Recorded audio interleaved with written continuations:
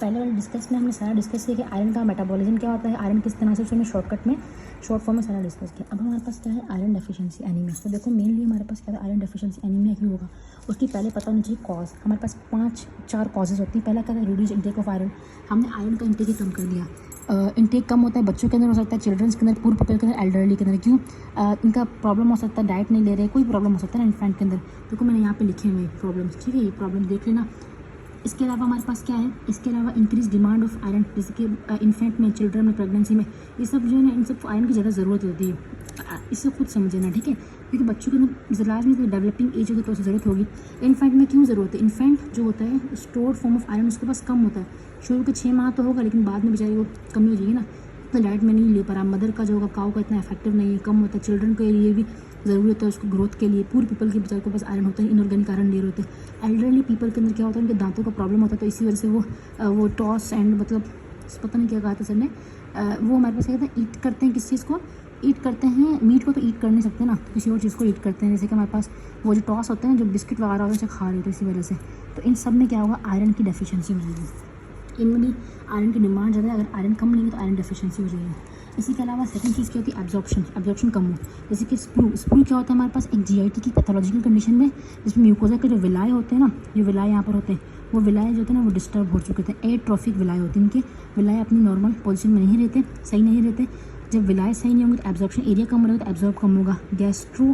एक होता है हमारे पास गैस्ट्रेक्टोमी। गैस्ट्रेक्टोमी का मतलब होता है रिमूवल ऑफ द स्टमक। होता है कुछ पेशेंट्स के अंदर स्टमक को रिमूव कर दिया जाता है, तो उसमें क्या होगा, HCl रिलीज नहीं होगा। HCl क्या करता है, HCl Fe3+ को Fe2+ में कन्वर्ट करता है। Fe2+ एब्जॉर्ब होगा हमारे डोडेनल सेल्स के अंदर, मैंने पहले बताया था ना, वही चीज़ यहाँ पर होगी। नहीं, HCl नहीं होगा, पैराइटल सेल रिलीज नहीं करेंगे, तो क्या होगा, आयरन डेफिशिएंसी एनीमिया होगा।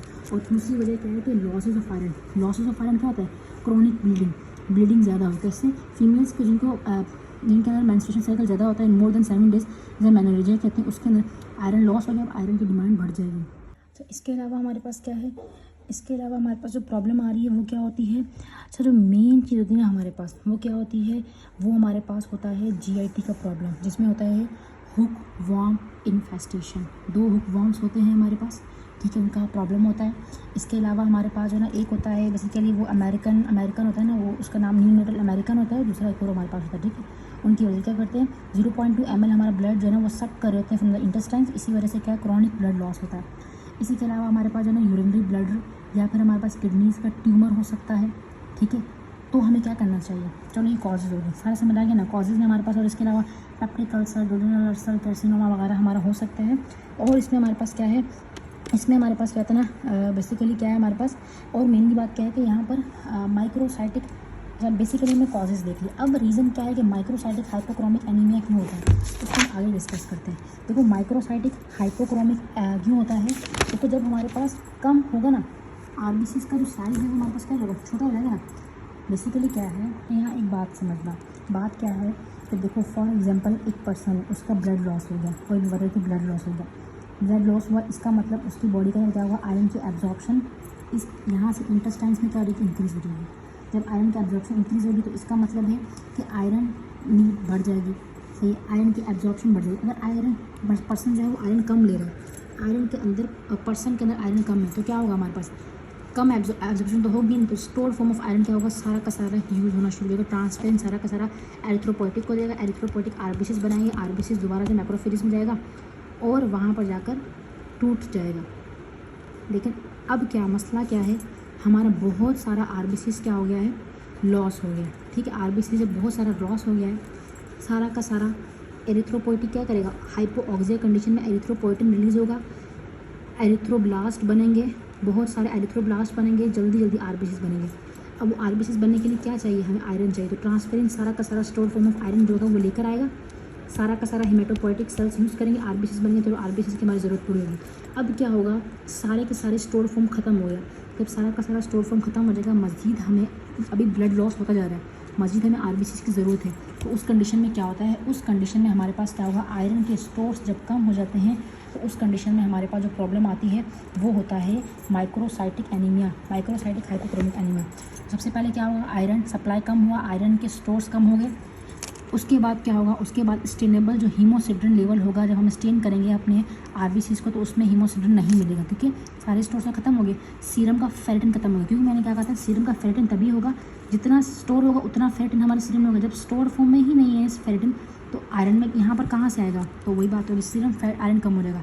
अगर सीरम आयरन कम होगा इसका मतलब सैचुरेटेड ट्रांसफेरिन कम होगा। मैंने क्या कहा था, जब ट्रांसफेरिन बाइंड होता है आयरन के साथ इस कॉम्प्लेक्स को हम कहते हैं ट्रांसफेरिन सैचुरेशन। अगर सीरम के अंदर आयरन का लेवल, सीरम आयरन कम हो गया, सीरम आयरन कैसे समझो कि सैचुरेटेड ट्रांसफेरिन ना, इसी को हम सीरम आयरन कहते हैं। सीरम आयरन क्या फ्री फॉर्म में आयरन नहीं होगा, अटैच होगा, तो सीरम आयरन क्या होगा, कम हो जाएगा, ट्रांसफेरिन सैचुरेशन कम हो जाएगी। सैचुरेशन का मतलब बाइंडिंग, टोटल बॉडी के अंदर जो ट्रांसफेरिन होंगे उसमें बाइंडिंग आयरन वाली जो स्टेट होगी वो खत्म हो जाएगी, कम हो जाएगी। अब समझो यहाँ से कि फॉर सपोज मेरे पास क्या है, मेरे पास नॉर्मली क्या है, नॉर्मली 1 2 3 इस तरह समझो बहुत सारे ना ट्रांसफेरिन होते हैं। तकरीबन कितने होते हैं, तकरीबन ये मेरे पास तकरीबन 10 है, ठीक है 10 है। 3 जो होते हैं ना वो फिल्ड होते हैं, बाकी के जो है अनफिल है, फिल है, बाकी क्या है हमारे पास अनफिल है। लेकिन नॉर्मली क्या होता है, ये होता है अगर हमारे पास जब बॉडी के अंदर जो है ना आयरन की डिप्लेशन होती है तो हमारी बॉडी को समझ में आता है वो क्या करें। तो क्या होता है, जो हमारे पास हेपेटिक सेल्स होते हैं ना वो बहुत सारा रिलीज़ करते हैं, क्या चीज़, ट्रांसफेरिन को बहुत ज़्यादा रिलीज़ करते हैं। जब ट्रांसफेरिन हमारी बॉडी के अंदर बहुत ज़्यादा रिलीज़ होगा तो फिर क्या होगा, बहुत सारा रिलीज़ होगा तो इसका मतलब है कि टोटल आयरन बाइंडिंग कैपेसिटी हमारी बढ़ जाएगी। टोटल आयरन बाइंडिंग कैपेसिटी क्या थी, सैचुरेटेड प्लस अनसैचुरेटेड ट्रांसफेरिन, जितने भी ट्रांसफेरिन उस सबको, तो 1 2 3 4 1 2 देखो 1 2 1 2 3 4 5 इतना बढ़ जाएगी। टोटल आयरन बाइंडिंग कैपेसिटी बढ़ जाएगी, सैचुरेटेड ट्रांसफेरिन कम हो जाएंगे बिकॉज के पहले ही आयरन कम है और दूसरा एक तो ट्रांसफेरिन और बना दिया किसने, लिवर भाई ने। वो सोच रहा है शायद मेरी कोई गलती है तो अपनी गलती को पूरा कर रहा है, सही है। इसके अलावा क्या होगा, इसी के अलावा हमारे पास जो है ना यहाँ पर जब हम लोग ब्लड स्मेयर करते हैं ना, ब्लड का सैंपल लेंगे माइक्रोस्कोप पर देखेंगे तो हमें क्या मिलेगा, माइक्रोसाइटिक हाइपोक्रोमिक एनीमिया, यानी कि छोटे छोटे सेल्स होंगे और उसमें क्या होगा, जो हमारे पास होता है ना, ये क्या नाम है इसका, हीमोग्लोबिन कम होगा। बेसिकली इस कंडीशन में क्या होता है, हमारे पास आरबीसीज का काउंट भी कम होता है, हेमाटोक्राइट भी कम होगा, यानी कि आरबीसीज का जो पैक्ड सेल वॉल्यूम होता है वो भी कम मिलेगा, कम मिलेंगे, लाजमी से बताया आरबीसी से कम है। इसके अलावा क्या होता है, एमसीवी, जो आरबीसीज का साइज़ होता है वो छोटा हो गया तो मीन कॉर्पस्कुलर वॉल्यूम भी क्या होगा, आरबीसीज का छोटा हो जाएगा ना। इसके अलावा क्या होगा, हमारे पास मीन कॉर्पस्कुलर हीमोग्लोबिन, यानी कि पर हीमोग्लोबिन हमारे पास क्या हो जाएगा, मीन कॉर्पस्कुलर हीमोग्लोबिन की तादाद कम हो जाएगी। जितना ज़्यादा वॉल्यूम कम होगा उससे बहुत ज़्यादा हमारे पास क्या होगा, मीन कॉर्पस्कुलर हीमोग्लोबिन कम होगा, तो इसीलिए हमारे पास मीन कॉर्पस्कुलर हीमोग्लोबिन जो कम कंसनट्रेशन होती है वो भी कम हो जाएगी इस लेवल के अंदर, ठीक है। इसके अलावा क्या होता है, एन आइसोसाइटोसिस हमें दिखेगा स्मेयर के अंदर। एन आइसोसाइटोसिस मतलब क्या होता है, डिफरेंट सेल साइज। जैसे फॉर एग्जांपल मेरे पास क्या है, मेरे पास है ना ये एक सेल है, अलग अलग साइज़ के आरबीसी को कहते हैं एन आइसोसाइटोसिस, और पाई किलो साइटोसिस होता है। पाई किलो साइटोसिस का मतलब होता है डिफरेंट शेप ऑफ आरबीसीज मिलेंगे। देखो कोई हमें पेंसिल कितना मिलेगा, आरबीसीज को कैसा मिलेगा, साइज़ तो छोटा होगा लेकिन डिफरेंट किस्म के हमारे पास मिलेंगे। एन आइसोसाइटोसिस क्यों मिल रहा है, इसके 2 रीज़न होते हैं। बेसिकली क्या होगा, जो हेमाटोपोइसिस हो रही थी ना उसके ना दो उसके रूल्स होते हैं। एक रूल क्या है कि जितना देर हमारा बोन मैरो के अंदर एक आरबीसी रहेगा ना उतना उसका साइज़ छोटा हो जाएगा। तो क्या होता है, जब आयरन की कमी है तो एरिथ्रोसाइट्स सोचते हैं कि शायद कि आयरन आ जाए, इसीलिए वो ज़्यादा स्टे करते हैं, कहाँ स्टे ज़्यादा करते हैं, हमारे बोन मैरो में, इसीलिए उनका साइज़ नॉर्मल से और छोटा हो जाता है। एक ये वजह, और दूसरी वजह क्या है कि उसका लेवल कम है। किसका लेवल, जो हमारा ये वाला क्या नाम था इसका, हीमोग्लोबिन का लेवल कम। तो हीमोग्लोबिन का लेवल कम क्यों हुआ, क्योंकि आयरन नहीं आ रहा। जब ट्रांसफेरिन के थ्रू आयरन नहीं आएगा तो हमारे पास क्या नहीं बनेगा, यहाँ पर आयरन नहीं आएगा तो ट्रांसफेरिन के रिसेप्टर जो है ना मिलेगा नहीं उसे आयरन, तो हमारे पास क्या होगा, आयरन नहीं आएगा तो हीम नहीं बनेगा। जब हीम नहीं बनेगा तो ग्लोबिन के साथ वो अटैच भी नहीं होगा, ठीक है। प्रोटोपोरफायरिन तो बनेगा लेकिन आयरन अटैच नहीं होगा तो हीम नहीं बनेगा, हीम नहीं बनेगा तो हीमोग्लोबिन नहीं बनेगा, हीमोग्लोबिन नहीं बनेगा तो साइज़ बेसिक होगा, छोटा होगा। तो नॉर्मल सेल हमारे पास क्या होता है, नॉर्मल सेल के साइडों से क्या होता है, साइडों से होता है पिंक, बीच में सेंट्रल पिलर एरिया होता है, सेंट्रल पिलर होता है, साइडों पर क्या होता है, हीमोग्लोबिन होता है। इन सेल्स में क्या होगा, सेंट्रल पिलर एरिया बड़ा होगा और हमारे पास साइडों में क्या होगा, साइडों में थोड़ा थोड़ा हीमोग्लोबिन होगा, ठीक है। इसके अलावा क्या होता है, ट्रांसफेरिन के रिसेप्टर्स बढ़ जाते हैं। क्यों बढ़ जाते हैं, क्योंकि ये जो हमारे पास एरिथ्रोपोइटिक सेल होते हैं ना, ये इनको समझ नहीं आता हम क्या करें, तो अपने जो ट्रांसफेरेंट रिसेप्टर थे उन्होंने ब्लड में फेंक देता है, इसी वजह से ट्रांसफेरेंट रिसेप्टर ब्लड के अंदर हाई होगा और मैंने क्या कहा आरबीसी के अंदर प्रोटोपोरफायरिन 9 तो बनेगा लेकिन आयरन बाइंड नहीं करा ना। लास्ट स्टेप ये होता है ना हीम सिंथेसिस का, तो इसीलिए प्रोटोपोरफायरिन का लेवल ब्लड के अंदर आरबीसी का प्रोटोपोरफायरिन लेवल ब्लड के अंदर ज़्यादा होगा। और समटाइम्स ऐसा होता है कि प्लेटलेट्स बढ़ जाते हैं। क्यों? क्योंकि बेसिकली क्या है हमारे पास जो एरिथ्रोपोइटिक सेल्स होते हैं ना उसका काम क्या होता है, नाम क्या था हमारे पास, कॉलोनी फॉर्मिंग एरिथ्रोपोइटिक मेगा कैरियोइड सेल। अब ये तो सीरीज ब्लॉक हो रही है, पार्शियल ब्लॉक हो रही है क्योंकि हीमोग्लोबिन नहीं आता, तो ये कहता है मैं काम नहीं करता, ये कहता है ऐसा करता है मैं मेगा कैरियोइड बनाता है, मेगा कैरियोइड से आगे प्लेटलेट्स बनते हैं, तो सम किसी में प्लेटलेट्स बढ़ा हुआ हमें मिलता है। सही हो गया। इसके अलावा हमारे पास क्या क्लिनिकल फीचर्स आ जाते हैं। क्लिनिकल फीचर्स नॉर्मली जो एनीमिया में तो क्या होगा, फटीगनेस होगा। क्यों? क्योंकि ऑक्सीजन जो है ब्लड हीमोग्लोबिन का में ऑक्सीजन नहीं मिल रहा। ठीक है, मैं इसको आइडेंटिफाई करती हूँ। तो यहाँ पर मैंने सही से लिखा हुआ है, मैंने क्या लिखा है यहाँ पर कि यहाँ पर हम क्या बात करें क्लिनिकल मैनिफेस्टेशंस।